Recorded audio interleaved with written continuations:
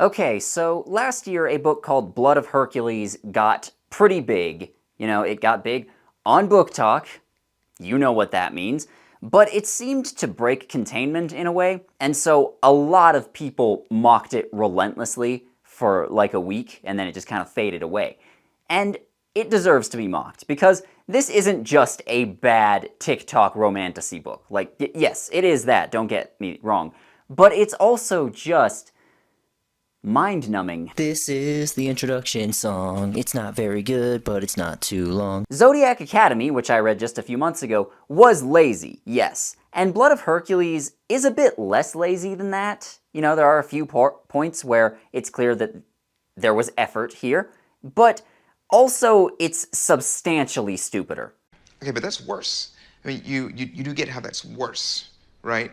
I really mean substantially stupider. Every single page in this book is filled with something that's dumb or factually inaccurate or just straight up doesn't make sense, but it also has hot dudes fawning over main character girls, so that makes it good, I guess. And main character girl gets super cool powers simply by being born, and she lives like a super harsh life because she's poor, because she, didn't get to take her rightful place as the ruler of the peasants. The important part is that all of her problems are simply due to the world being cruel. She never says or does anything to cause her own issues. This iteration of main character girl is named Alexis Hurt, which is actually a pretty normal name. Yeah, normally I would make a joke about that, but it's just kind of refreshing to have a character in a book like this who has a normal name, because normally she'd be something like Semanzala Andromeda Papadopoulos or something. Alexis lives in a cruel world with magic and stuff, and she's at the very bottom rung of society, which isn't actually that bad, the way it's described in the book, but, it's the bottom rung of society, and then one day she discovers she's actually a member of the magical upper caste world, so she gets to be a member of the ruling class without any effort or skill on her part, but it's also, like, super bad and harsh and stuff, because she has to deal with bullies. Shut the fuck up!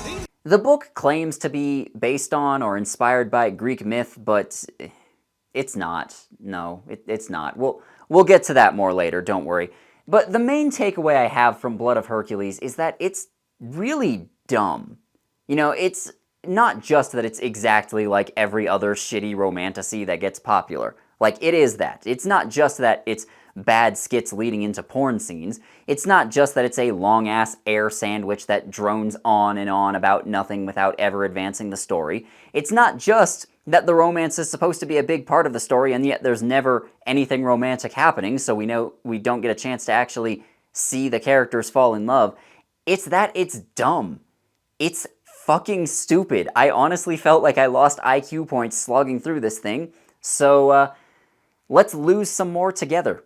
Admit it, you are curious about the story here, but you also know that it's not worth the effort of reading, and you're correct. So let's go ahead. Spoilers will be from here on out. Let's go.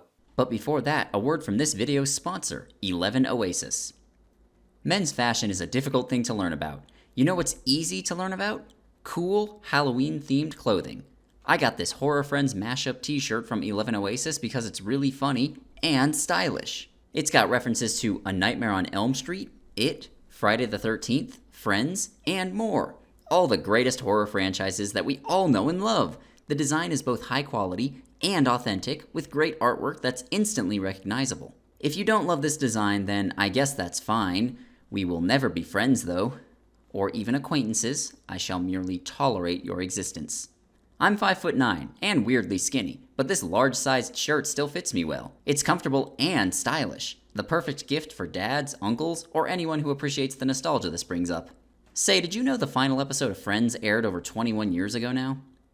The years start coming, and they truly don't stop coming.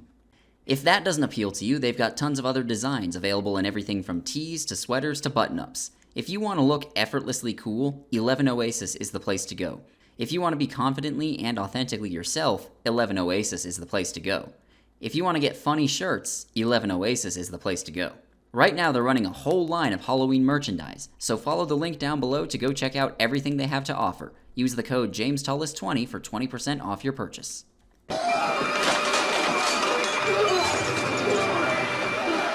There is no plot here, but there is a sequence of events, and there's no easy way to put this, but this book has 4 prologues. They're not labeled as prologues, but that's what they are. There's 4 prologues here. Prologue number 1. Some oracle tells the Spartans that they need to change their marriage law so that they can get married younger. Now, in this world, they have all the Greek gods and demigods and stuff, and they are immortal, powerful beings that I think they rule over the world, but they're all called Spartans because the author is stupid, and that's it. That is all that happens in Prologue 1. Prologue 2 is a soulless exposition dump, where it's literally just spelling out, long ago there was this, and these things happened, and this is how the world wound up the way it is, which is just clumsy, and you probably shouldn't do that in your fantasy novel. That's not a good way to get your audience invested. The important exposition is that the Spartans are from Greece, specifically the city-state of Sparta. Later, they also went on to found Rome? Why are you the way that you are? I don't know. And somehow they didn't stop Rome from collapsing. You know, Odoacer just waltzed in and took Rome. And then 1,000 years later, the Turks took Constantinople, and Zeus just never decided to help them out. Okay. The Spartans are divided into multiple families or noble houses. So like there's the House of Zeus, House of Ares, House of Demeter, etc. And these houses broadly are split into 2 camps, the Olympians and the Chthonics. What is the difference between Olympians and Chthonics? The author says there's a difference, that's all. They went to war at some point and a bunch of them died. And there are also other Greek monsters like sirens and stuff, but they're all just called creatures, which is kind of a lazy name for them, but whatever. And also, there are these things called Titans, which are attacking the world. Now, despite the name, the Titans are human-sized, but they're also very dangerous and very hard to kill. There's a mention of one of them shrugging off a nuclear bomb. Like, it was attacking a city, and they're like, well, we're never going to be able to save the city, so let's take out the Titan, and they hit it with a nuclear bomb, and the Titan was hurt by it, but not hurt that badly. And that's it. That's all we get in Prologue 2. It's just an exposition dump. Prologue 3, we finally meet our protagonist, Alexis Hurt. Now, Alexis is a young girl, and this story takes place about 70 years in the future, like 2090. And at this point, Alexis is living with her foster family. She meets an invisible talking snake named Nyx, and then Nyx becomes her best friend. And that's the end of Prologue 3. Then we go to Prologue 4, which skips forward a year, so now Alexis is 11 years old. Her foster parents are like really mean and abusive and stuff, and a Titan attacks and it kills her foster mother, but also they live in a literal trailer, and this city-destroying monster is having trouble breaking through the window to attack them, so these things don't actually seem that dangerous, whatever. It kills her foster mother, and then it leaves and the police arrive, and Alexis lies to the police and says that her foster father killed her mom, and then he just immediately goes to prison. There is no trial or anything, and Alexis never questions if it was okay to send someone to prison for a crime that he very blatantly did not commit. Now, don't get me wrong, this guy was a child abuser. Like, he sucks. Shoot that guy. But he didn't kill anyone. You know, if you wanted to avoid this moral conundrum, you could literally just have Alexis say, hey, that dude abuses me, and then he would get arrested for that. And it would be the truth. But for some reason, Alexis lies, and they just never stop and wonder if that's an okay thing for her to do in this situation. So yeah, just guy immediately goes to prison for the rest of his life without a trial or anything, because, I don't know, Alexis is the main character, therefore everyone she dislikes deserves eternal punishment. And that's the end of Prologue 4. So, The Way of Kings has 3 prologues, and that was superfluous, but they were also written well enough that I can personally see past it, because they're written better, and they actually tie into the story and the world. With Blood of Hercules, you really only needed 1 prologue. You know, cut out Prologue 1 with the Oracle completely. It doesn't matter in the slightest, it doesn't bring up any important information or themes or anything, just cut it out entirely. Prologue 2, also cut out entirely. You can give all that information as natural exposition over the course of the story, which is almost always going to be a better option. And then prologues 3 and 4 could just be combined. You know, Alexis finds Nyx the snake, makes friends with her, and then the Titan immediately attacks, and her mom is killed, and etc. Like, but, you know, the point is, you only need the one prologue. But that requires editing, and that's not fun. Literally everything I write is perfect from the start. Please just check my spelling and then send it on. For real, it is super obvious that a lot of modern books just do not get proper editing. It's really, really bad and obnoxious. So finally we get to the main story. Alexis is now 19 years old and she's still in high school because, shut up. She wants to study hard to get a better life. And after taking a test that she had a lot of difficulty studying for, she has to put a sample of her blood on the paper for some reason. I don't know, man. The author clearly couldn't think of a better way to have this happen. But when she puts her blood on the paper, it reacts weird and it proves that she's a Spartan. Now, reminder, Spartan is just the word they use for gods, because fuck you. When people realize that she's a Spartan, at first they think she's like a mutt, as they refer to it, like a bastard child of a Spartan and a human. They aren't sure who her parents are at first. But when they find out that she's a Spartan, she gets teleported into an arena, and with no prep time, she has to fight for her life.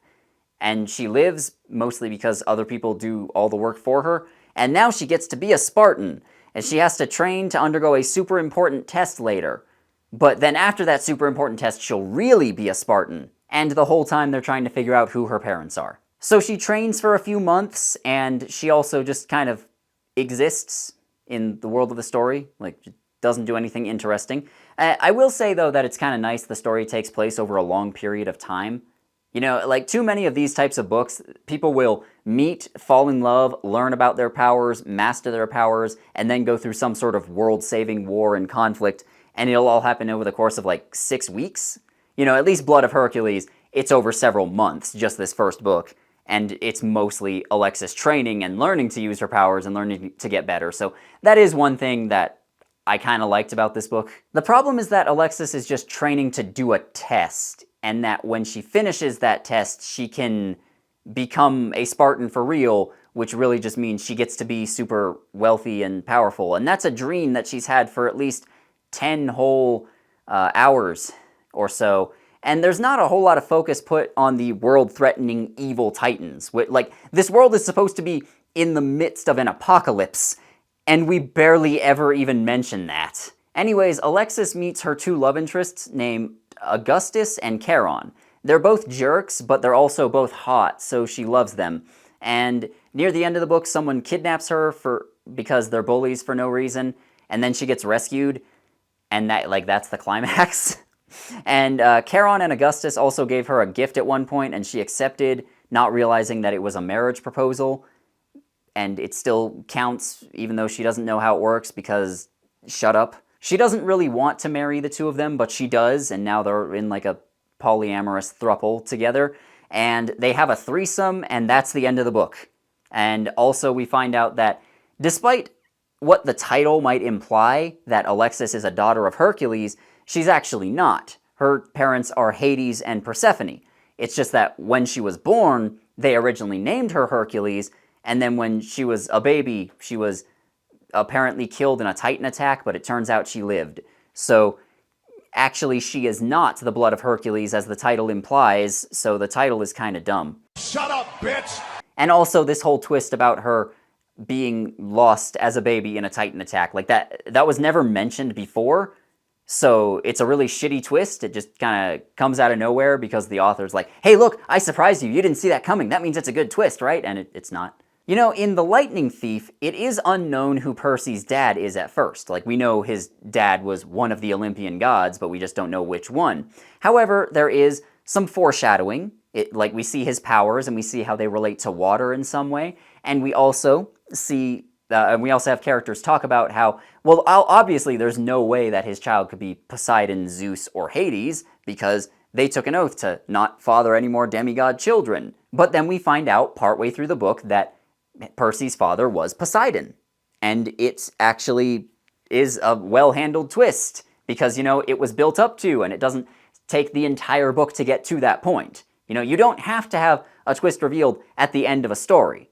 Especially if it's a twist that doesn't really matter that much, like in Blood of Hercules or The Lightning Thief. But yeah, that's it. As far as this summary goes, there is nothing else. Like, the Titans are supposed to be a big deal. They only attack once. They kill some rando whose name I forgot. Like, I really wasn't joking earlier when I said there's no plot here, guys. Like, I'm cutting out 90% of this shit because it's just Alexis being bullied and having people be mean to her, but also she thinks they're hot.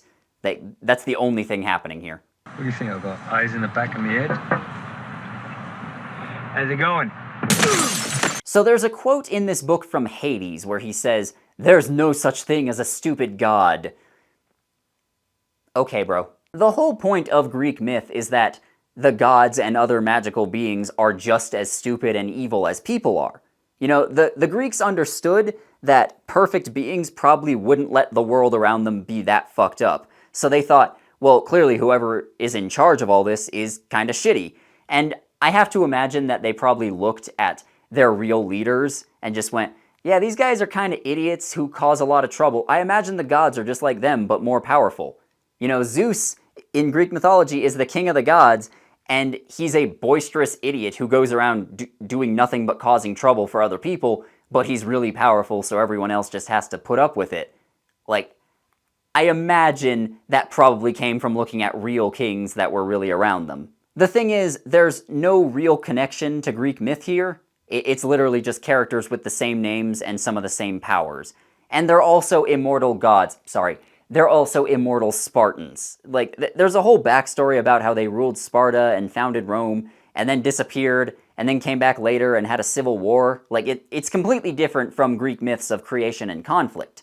Like, I don't think that the story of Kronos eating his children and being overthrown is in there, even though that's kind of foundational to the way the universe works in Greek myth. Like, all of the lore here is totally original except for the names. And honestly, to the author, I would say, you wrote your own lore.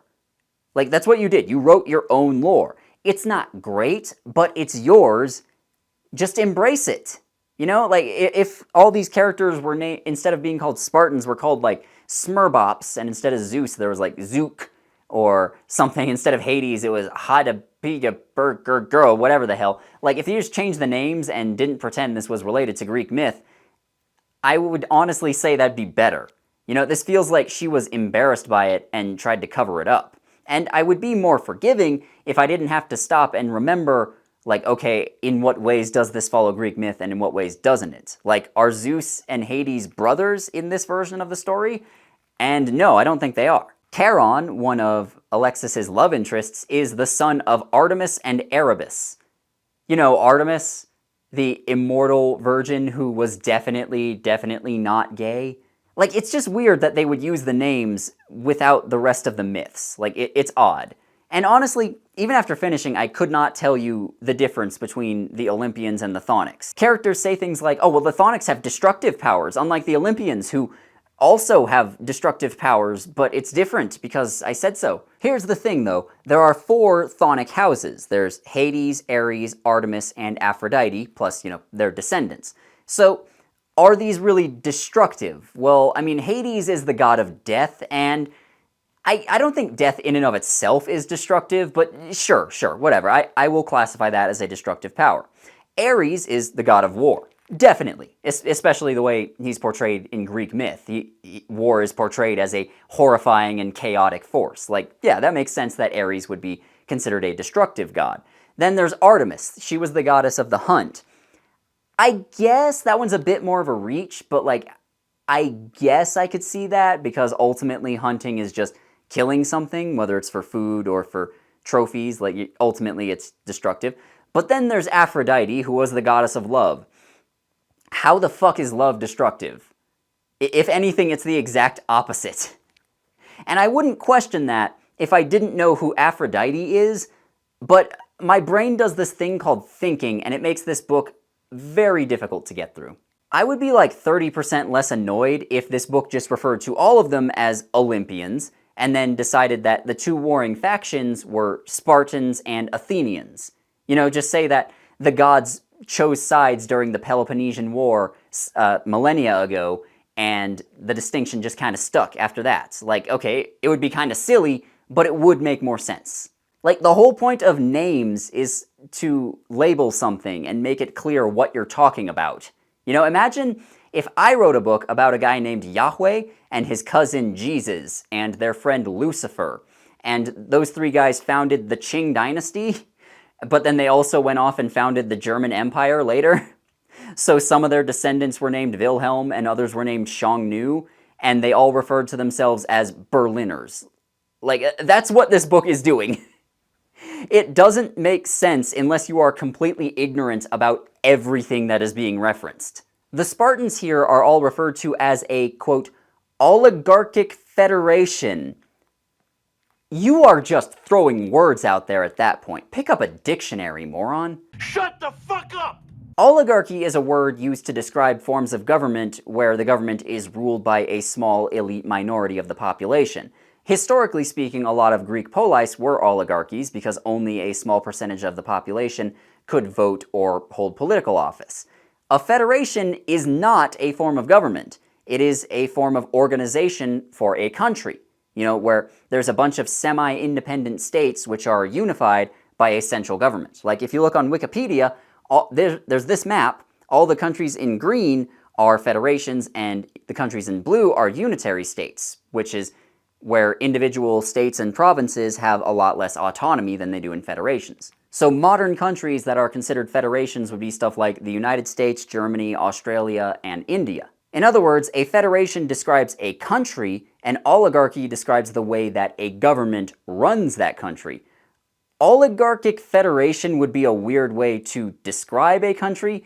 It makes no sense to just describe a group of people like that. Like, that's also obviously not how the historical Sparta worked. Like, it was not a federation at all, but that's not really important. The real Sparta was actually a constitutional monarchy. Like, they had 2 kings at any given time. It's kind of an interesting setup. And both of their kings claimed to be descendants of Hercules, which Hercules is the Greek name for Hercules. I don't know why he's mostly known by his Roman name, but whatever. But the Spartans in this book are just a group of gods, and they keep referring to Alexis joining them as joining the Federation. She is not a state. She cannot join the Federation. That is not what those words mean. They are not a country. They are just some dudes. Please pick up a dictionary. There are also guards at Alexis's school at the beginning in case Titans attack, and Alexis refers to them as mercenaries. Now, mercenaries are private soldiers. Like, anyone can just pay them to go off and fight or protect something. And wouldn't they use the police or the military to protect a school? Maybe a militia of some sort? And that was a weird detail, so I figure there's 2 possibilities. Possibility number 1, the author just straight up doesn't know what the word mercenary means, and she thinks it just means dudes with guns, which is, you know, very possible given how she uses other words. Or possibility number 2, she thinks that private military contractors would still be a thing in a world overrun by magical titans, but regular militaries and police would all just vanish. That's stupid! Use your common sense! Either way, that's stupid, because if the world was in the grips of an apocalypse, there would be soldiers around every corner. You know, there'd be fortifications around every town and around every home. Everyone would be walking around armed. Like, again, this doesn't feel like an apocalypse. These Greek gods also all speak Latin.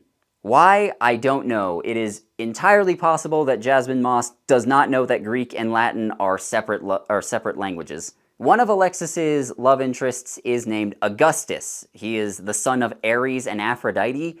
And honestly, I feel like the name Augustus is kind of a lazy name. You know, naming someone from a Greek/Latin background, Augustus, is kind of like naming an Englishman John. You know, it's just the first thing that comes to mind. But here's the thing, there's a bunch of characters who have Greek names and then a couple mixed in who have Latin names. So they don't feel like they're all from the same culture. It feels like I'm meeting a white American family and they named one of their kids Li Ping or something. You know, it just sounds weird. Christianity still exists in this world, somehow. You know, Alexis makes frequent references to God and pastors who like to talk about sin and the Bible and stuff, despite literal gods existing among everyone. Like, would the fact that there are literal gods running around not change anything about religion and theology? I mean, it would, but I guess it would take thought and effort to try and explore that a little bit. You know, who would want to read about a world where the culture and speech of the characters is different from our world? That might make it seem like some sort of fantasy story. We can't have that. Overall, my biggest issue with the setting here is that it commits to nothing. You know, the Titans are supposed to be this big looming threat, but we barely see them. You know, there's guards at the school at the beginning, like I mentioned, but other than that, there is no indication that this world is gripped by an apocalypse. There's no indication that Alexis and the other Spartans are ever going to have to go out and do anything. So it doesn't feel like Alexis is training to save the world. It feels like she's training so that she can be rich and sit on her ass all day. And I mean, I'm not saying you can't write a story about that, but that's a lot more boring, that's a lot less interesting, and that's also not what it's trying to set up. This world is just a regular place. There are regular people, there's a regular internet, and there's regular celebrity gossip magazines. It just doesn't commit to the ideas that it brings up. The gods are here, and I think they rule over the world. Maybe. It's actually not super clear if the gods actually rule over anything or not. Children are poor and homeless, but that's treated exactly the same way as it is in real life. And people go like, oh, that's odd and terrible, but no one actually cares enough to do anything about it. But the thing is, entire cities have been wrecked and destroyed. Shouldn't there be tons of orphans and refugees all over the place? And if not, how come? How does the magic system here work? Magic exists. That is the beginning and the end. There's barely anything to say about this world beyond the fact that it's stupid. Like, there's barely anything positive or negative to say. It's just dumb. The only thing in here that was dumb, but it was dumb in a kind of a fun way, is that the Spartans are all treated kind of like celebrities. So there's gossip magazines about their love lives and drama between them and stuff, and that was actually pretty amusing, and that kept coming up throughout the books. And every time it came up, it did make me chuckle. But other than that, yeah, the setting here just doesn't commit to anything, so it's a mess. You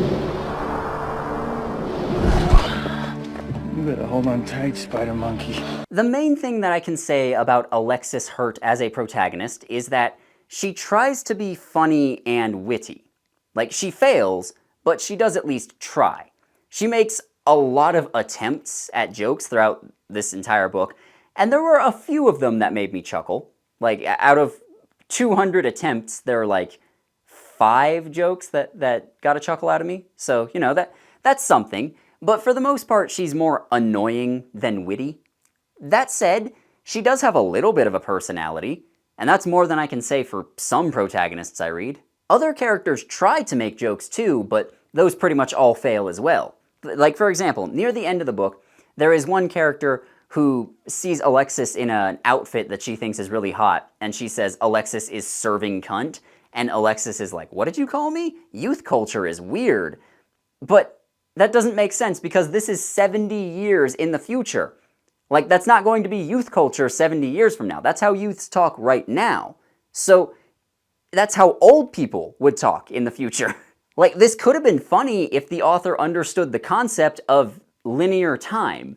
You know, that other character could have been like an 80-year-old immortal, and then Alexis would be like, wow, she talks like an old lady. And that would be funny, because those of us reading know that nowadays that's how the youth talks, but at some point we are no longer going to be the youth, and we are going to talk the same way, and people will associate it with old people. Like, that would actually be funny. Alexis doesn't have much else to her, though. Like, she is entirely defined by what she is and where she comes from, rather than who she is. And, I mean, you could make that work in a story if Alexis actually did things, but she doesn't. You know, she doesn't have badass powers that she uses to fight bad guys and silence her critics. Her love interests do basically everything for her. What else is there to be said there? The Spartans are mostly just there. You know, they don't have strong, easily definable personalities like you would expect from characters from Greek myth, you know? Like, with the exception of Zeus, who is kind of funny. You know, they show him and he's horny, he's boisterous, he's generally a nuisance, but everyone puts up with him because he's just so powerful. And at first they think that Alexis might be his child, but it becomes clear pretty early on that no, it can't be him. And I mean, that is amusing. He has a personality, but that's also exactly what you would expect from Zeus. You know, like, they don't do anything new or different with it. They don't even try. It's just like, hey, how would you imagine Zeus being in a story based on Greek myth? He's exactly like that. The rest of them just sort of exist. They don't even have that much. There's no real antagonist in the story. There's no real antagonist in the story. There's just some bullies who have a combined total of like 10 lines of dialogue, and they're all just mean to the main character girl for the sake of it. Alexis does have a younger brother who's mute, and he seems nice, I guess. You know, I guess the author wanted a younger sibling for the main character girl, so she had someone to be protective of, but then she never really does anything to protect him. Like, her brother is barely in this. Giving the main character a younger sibling that they need to protect is a weirdly common trope in young adult novels and bad porn dressed up as young adult novels. Like in The Hunger Games, Katniss volunteered for the games specifically to protect her sister. Like, the whole storyline goes down because Katniss was protecting her sister. Or Blood Red Road and Angel Fall, they both start off with the protagonist's younger siblings being kidnapped by dangerous foes. But in those books it works because they show exactly how dangerous the situation was and what was at stake. It's a good way to get the audience to sympathize with the protagonists and justify them going on a dangerous journey. You know, many people have siblings, I have several.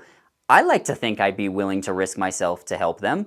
Normal people can do impressive things in the name of love sometimes, but Alexis's brother in Blood of Hercules isn't in danger, so seeing her protective instincts over him doesn't mean anything. All of the smaller characters are just awful. Like, they're awful people, they're unpleasant to read about. Like, when Alexis is 11 years old and badly injured, there's a first responder who comes and saves her life. And he openly tells her he's only using medicine on her because it's expired, otherwise he wouldn't waste it. Like, and that's just how everyone in this book talks constantly. They're constantly being jerks for no goddamn reason. It's either aggressive meanness or annoying slang that feels like the author's going, how do you do, fellow kids? And I mean, not counting the main love interests, here are some other characters who just have a crush on Alexis. There's a siren. There's a guy named Maximum, who is kind of her stepbrother, not elaborating on that.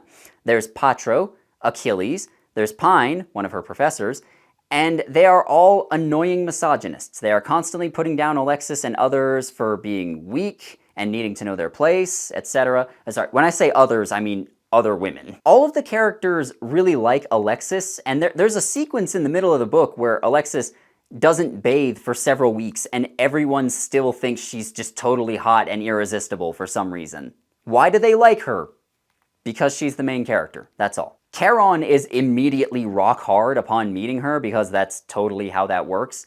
And also, one of the other guys, Achilles, has death tattooed across his knuckles, and honestly, when I read that part, I just immediately pictured him as Trafalgar Law from One Piece, and just, so in my head, Achilles was that guy for the rest of the book. The only other people of note are the two main love interests I mentioned earlier, Augustus and Charon. And I can just talk about them together here because they are the same guy. They're both obnoxiously edgy, they hate life, they love violence, etc. The main thing is that they're terrible people. Like, they are two husbands who tricked her into marriage, and Alexis openly hates that she has to be with them. It is absolutely ridiculous that she's expected to go along with an engagement without knowing about anything that's happening.